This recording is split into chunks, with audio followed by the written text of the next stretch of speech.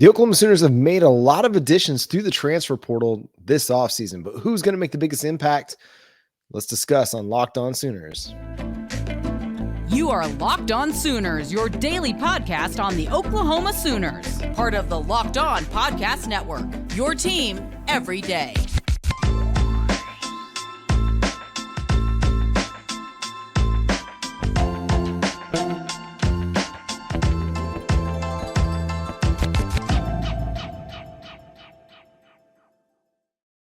What's up, Sooner Nation? Welcome to Locked On Sooners, and thank you for making Locked On Sooners your first listen every single day. Today's episode is brought to you by FanDuel. Make every moment more. New customers join today, and you'll get $200 in bonus bets if your first bet of $5 or more wins.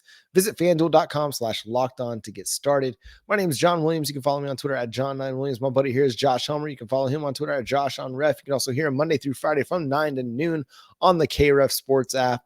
And Josh, the transfer portal was fruitful for the Oklahoma Sooners, especially along the offensive line.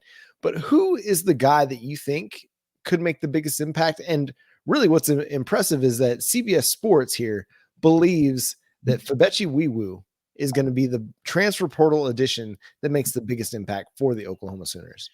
Yeah. Do you think CBS Sports has it right with Febechi Nwaiwu?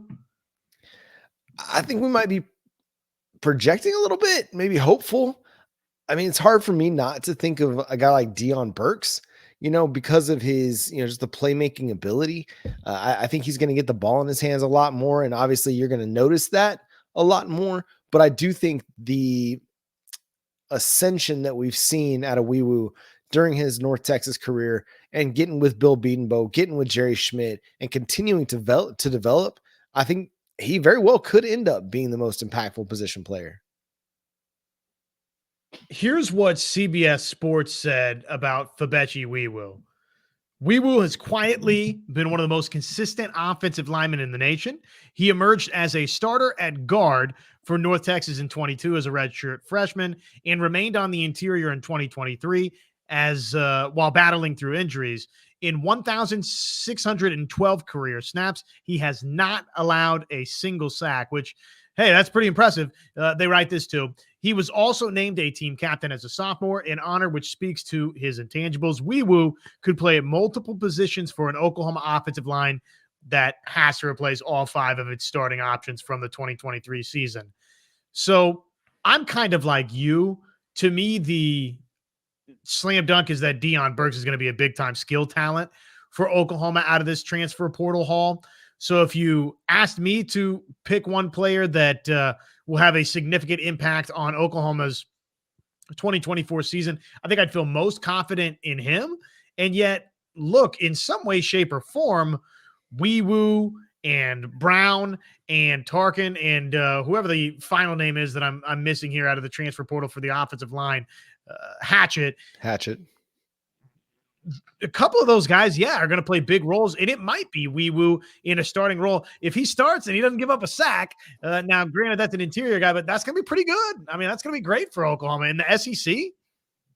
Yeah, I mean, everybody gets beat from time to time, but to go that many pass block snaps and not, or that many snaps and not allow a sack is pretty impressive. I mean, with as many games and stunts as defensive coordinators run in this day and age, it's easy to get lost in the mix and lose what your responsibility is. And to be able to hold up that consistently is pretty impressive. The injuries from 2023, that'll be something we'll kind of keep an eye on. But I mean, who's to say that this guy can't come in and immediately be their most impactful transfer? I think the offensive line is going to kind of make or break Oklahoma's season. If it comes together, they will be in SEC contention in November. Now, how that November plays out will determine how serious of a contender they are. But I mean, if the offensive line doesn't come together, I mean, we're looking at a potentially, disappointing season for the Oklahoma Sooners, but Nwaiwu could very well be a significant part of that. He's a kid that hasn't really played a lot of offensive line, hadn't played a lot of football, and that's why he ended up at a place like North Texas. But you're starting to see the growth, you're starting to see the development, and if that can continue, we might be watching maybe potentially Oklahoma's next great offensive line, or at least another draftable offensive line for Bill Bedenbaugh to have on his resume.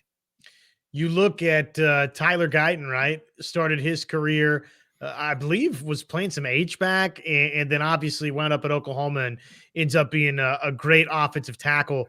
There's some legitimate buzz out there, John, that maybe he's going to wind up as a first-round NFL draft pick, or second round, fairly early too, and high in the first round is what some draft folks out there think. We'll see that if and when it happens. But long story short, when you think about somebody like Nwaiwu that, again, is learning, Bill Bedenbaugh, somebody that has a nice little development track record, oftentimes from folks that did not start at Oklahoma, right? I mean, you think of a number of guys that they've landed out of the transfer portal that he and OU have turned into, NFL stars, right? So maybe Nwaiwu can be the next in line. And if not that, then 6'4", 316, nice guy that can step in and help you immediately along the interior. It goes back to everything that we've discussed with the offensive line transfer portal haul. It's an experienced group that at the very least provides you a very nice floor for what this offensive line should be in 2024. At the same time, getting ascending players like a Nwaiwu, getting a very experienced player like Spencer Brown, Michael Tarkin, guys that have played a lot of college football, Gary Hatchett, even though he's battling the injury, you've got the potential to put together an offensive line that could be really, really good. Now it's got to come together, but it has that very much, that potential very much. We talked about Deion Burks. Is there anybody else that you feel like we'll be talking about this time next year as, okay, that was Oklahoma's most significant transfer portal addition? Well, interestingly enough, the transfer portal ranking, according to 24/7 Sports, really likes Bauer Sharp as a tight end. So, he's making kind of the interesting jump to Oklahoma, where you're coming from southeastern Louisiana to OU. That's, of course, different than, say, a Jake Roberts from Baylor to Oklahoma. Big time difference there. And yet, at least according to some of the evaluators out there, they like him as a blue chip addition for Oklahoma in terms of transfer portal rankings. So maybe that's a name that we're sleeping on a little bit. I will cop to the idea that I sort of suspect myself that Jake Roberts of the two feels to me the more likely to step in and be impactful for Oklahoma at tight end, but maybe we're just snoozing a little bit on Mr. Sharp.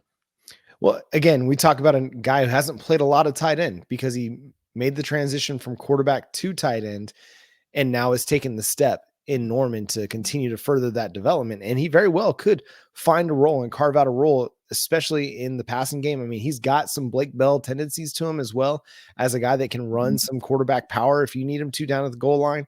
But I mean, I think he's got the athleticism to be a playmaker for Oklahoma. It's just a matter of, okay, how's that competition play out?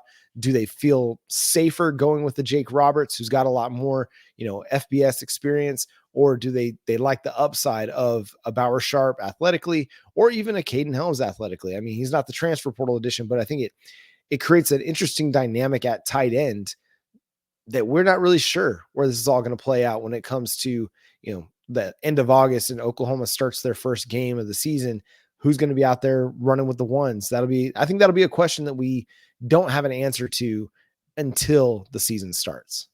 And I'll say this just in closing here on CBS Sports' mentioning of Febechi Nwaiwu as Oklahoma's most impactful transfer newcomer.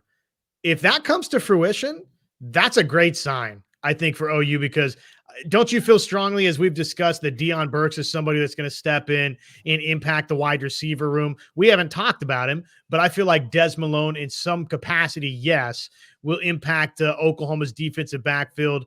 We'll see about Caden Woolard. Obviously, nice collegiate production. You could see him factoring in a little bit for Oklahoma's defensive line rotation. We talked about the tight end. So there's names on the board, right, that can help Oklahoma, and Spencer Brown, just the entirety of the offensive line haul. If Nwaiwu is the guy at the end of it that we're talking about was the most impactful, then to me, John, because I feel like, especially with Burks, that he's definitely going to step in and help Oklahoma then. And because of the need at offensive line, we knew that. We started this offseason talking about that. You've got what we think will be contributors out of the portal in a Burks and maybe a couple of others. If Weewoo's the name we wind up talking about, okay, this was the star they landed. That's great news for Oklahoma's running backs. It's great news for Jackson Arnold. I think that would be maybe arguably the most positive news for Oklahoma out of the portal.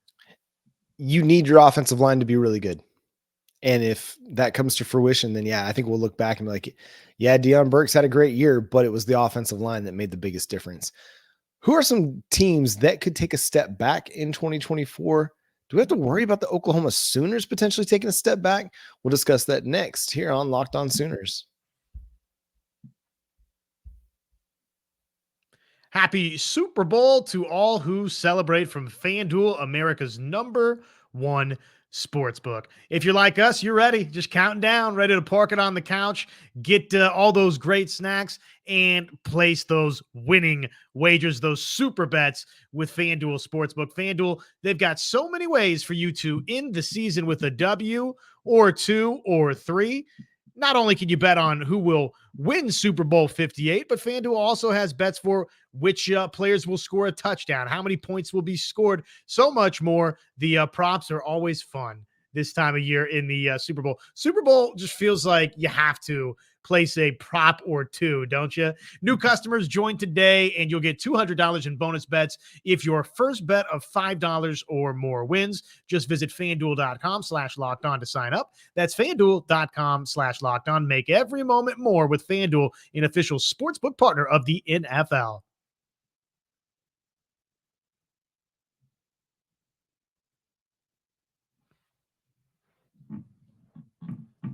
So every year we go season to season with projections about which teams are going to be good, which will not be very good. A team that surprised everybody in 2023 was the Missouri Tigers.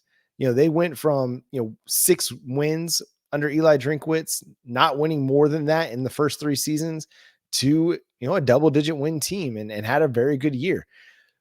But could they be a step back candidate in 2024? Michigan obviously is a team that's going to be a step back candidate because they lose their head coach, they lose their quarterback, they lose their running back, lose a lot of talent there. So Josh, what are the chances that, okay, we're optimistic about Oklahoma going into the SEC in 2024, but what are the chances that Oklahoma suffers a bit of a step back from their 10-win season in 2023? Well, because of the strength of schedule that you're facing, and look, you don't have a 2-year starting quarterback coming back.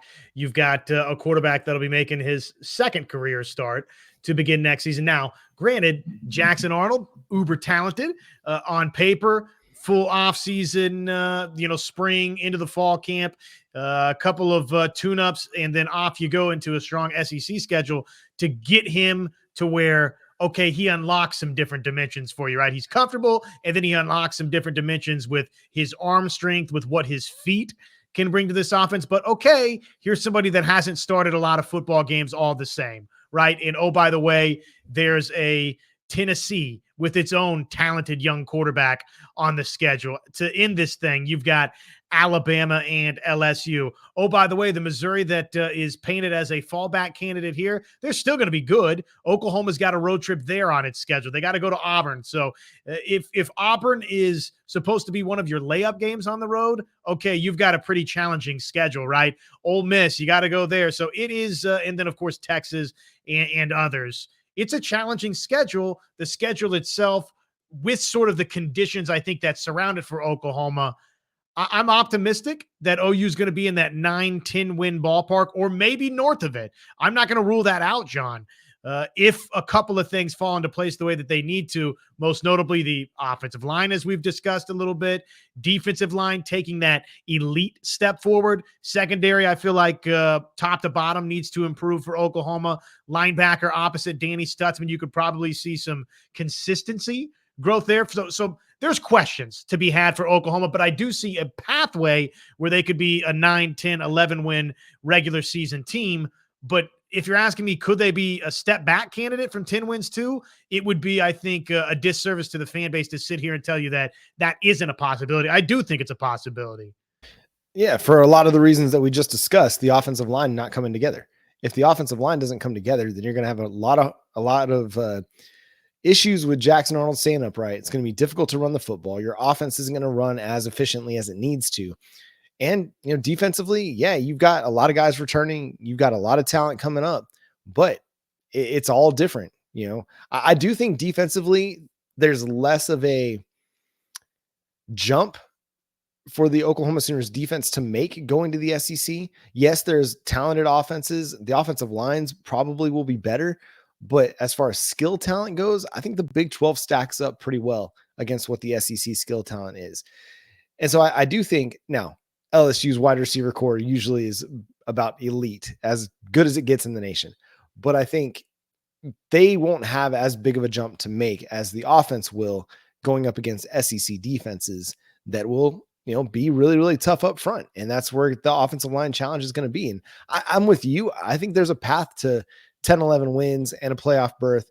But I mean, there's very much a chance that this Oklahoma team does fall back to 8 wins. And so if that were to happen, what would it mean for the Sooners? Because things are looking up right now. Everybody's feeling pretty positive, jumping from 6 wins to 10 in Brent Venables' second season, seeing the noticeable growth on defense.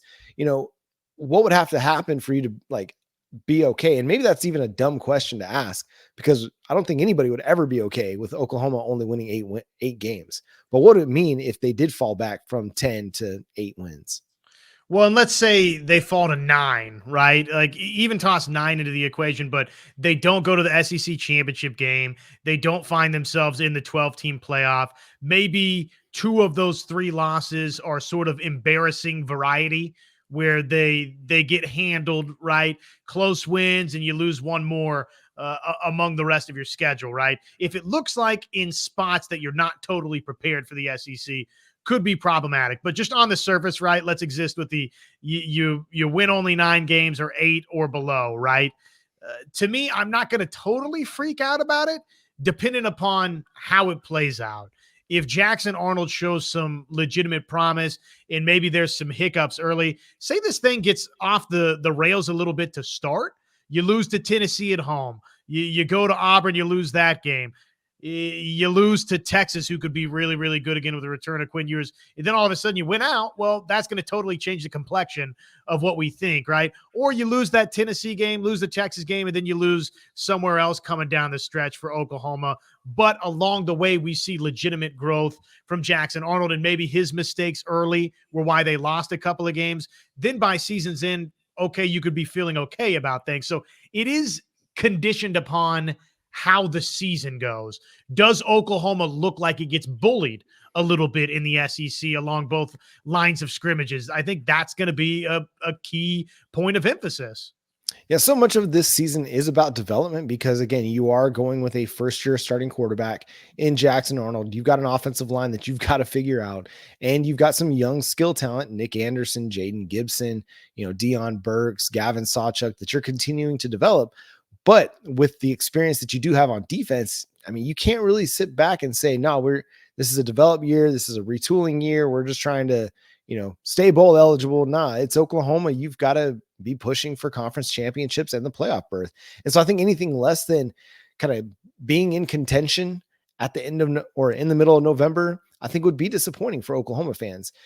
I feel like they very much could have a chance to be in the mix, but if they're sitting there, outside of the SEC title game race as they enter November, I feel like it would be disappointing, and it would definitely call into question, the direction a little bit, or at least maybe not the direction, but it would turn the heat up a little bit on the coaching staff, because I do think the direction is strong, and that first year might very well be that eye-opening year that everybody keeps saying it's going to be.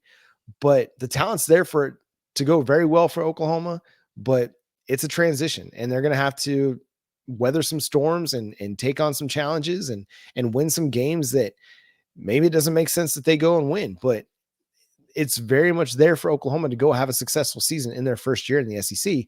Anything less than contending for the SEC title game and the playoff, I think would be viewed as a disappointment for the Sooner Nation. And, I don't want to sit here and be like, okay, we're looking to 2025. That's the year where this should all come together. I don't think you ever want to do that because you never know what your roster is going to look like one season to the next with the transfer portal. So you kind of always have to be in win now mode. There's no rebuild year, retool year. It's we're Oklahoma. We're going to go win now. It's OU. The expectations do not change. And you and I can sit here and talk rationally and measured. But the bottom line is, even though it's Jackson Arnold's first year starting, folks expect greatness. And they expect that from this team. They expect not that you're breaking in a starting quarterback to be a reason for it's a leap year, right? Or you got to take one more year to get there. Folks aren't going to be patient. So yes, if it winds up where Oklahoma falls back in conjunction with its first year in the SEC, I don't think you write off the full in-game vision for Brent Venables and company, but let's just call a spade, as I think you were alluding to, John. Yeah, there's going to be some angst within the Oklahoma fan base really crank up, I think, for the first time that, and for some, maybe they're already there or have been there at different points and in pieces, but I think you'll see more of a pronounced collective, is this really going to be Brent Venables and company take this to a national championship level?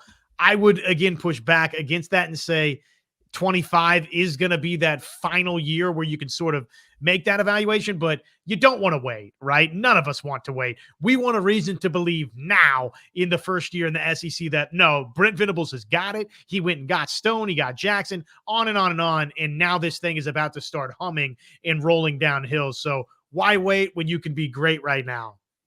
That's exactly right. One team that's great right now, that's Oklahoma's women's basketball team, who knocked off K-State, the number 2 team in the nation, on Wednesday night.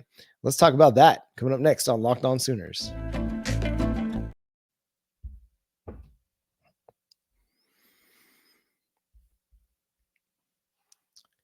The Oklahoma Sooners have been rolling in Big 12 play of late. They're now 8-1 on the Big 12 slate after going just 6-5 in non-conference. If I'm reading ESPN standings right, but they got a big win over number 2 Kansas State, their first top 2 win since 2004.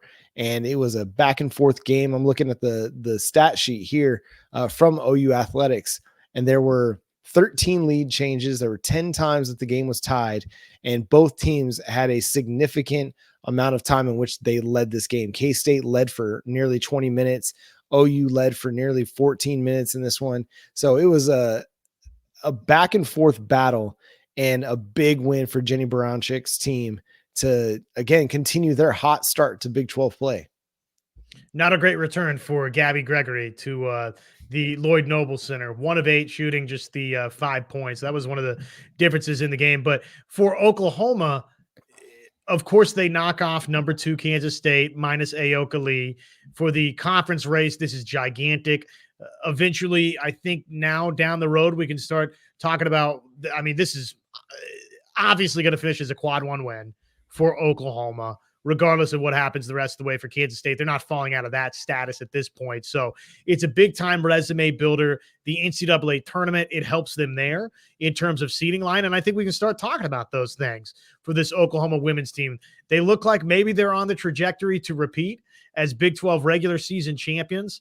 And, the interesting thing to me these last 2 games, Van, of course, was fabulous again. She continues to emerge as this team's leading star. That is back-to-back 21-point performances versus Kansas and Kansas State. She also had 19 against Texas, 21 against Houston, 20 against Texas Tech. So she's on a serious roll and has keyed this 5-game winning streak for Oklahoma. But the other interesting component to it, John, is they haven't really, these last 2 against the Sunflower State foes, played out in typical Jenny Baranchik Oklahoma women's basketball fashion. They've been grinders. They've been win it with defense. And Oklahoma, that's not necessarily always in this Jenny Baranchik era been their calling card, but over the course, now they've won different ways, right? They won in Austin, 91-87. These last 2 games, they were, it's going to be a 10-round heavyweight knockout, drag-out fight, and OU was able to get into that defensive battle, step into the ring, stay in the ring, and go win both of these. And against the Kansas State team that came in feeling really confident about itself. You mentioned the defensive effort. They held Kansas State to just 25% shooting in the fourth quarter.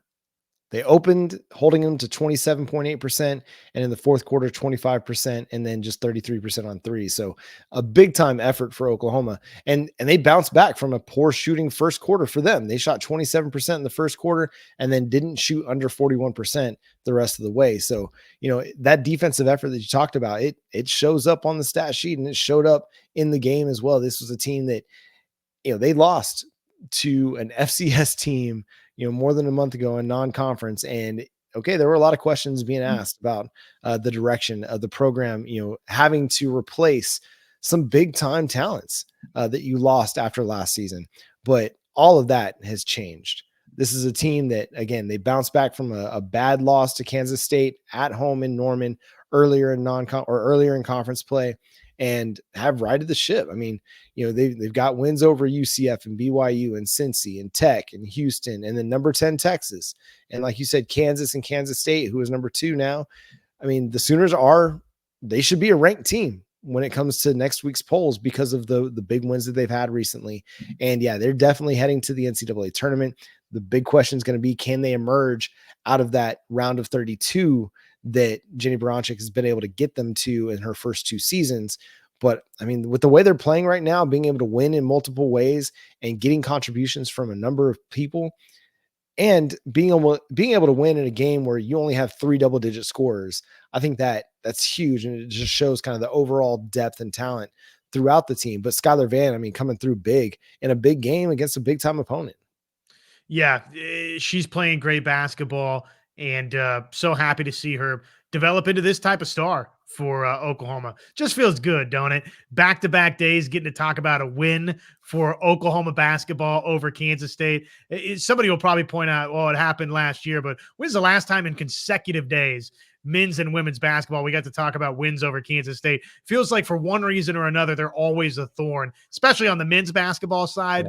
Up in the Little Apple, historically, they've been, for whatever reason, OU hasn't been able to solve that puzzle. But the last 2 days, we've been able to sit here and say, all right, nice little win over EMA. Gotcha. And yeah, it's going to be an interesting season for both men and women, because both are playing good ball for the most part. And obviously the women are playing great ball as well. They've got another big test in Bedlam on February 3rd at 4 p.m. against Oklahoma State in Stillwater. So that'll be a game to watch for sure. But that's going to do it for today's episode of Locked On Sooners. Thanks so much for tuning in and being a part of the show. Subscribe to the show wherever you get your podcasts. We're free and available on all podcast platforms and on YouTube. Hit that notification bell to let you know when new episodes drop. Follow Josh on Twitter at JoshOnRef, myself at John9Williams. The show is at Locked On Sooners. But until next time, he's Josh, I'm John. Boomer Sooner.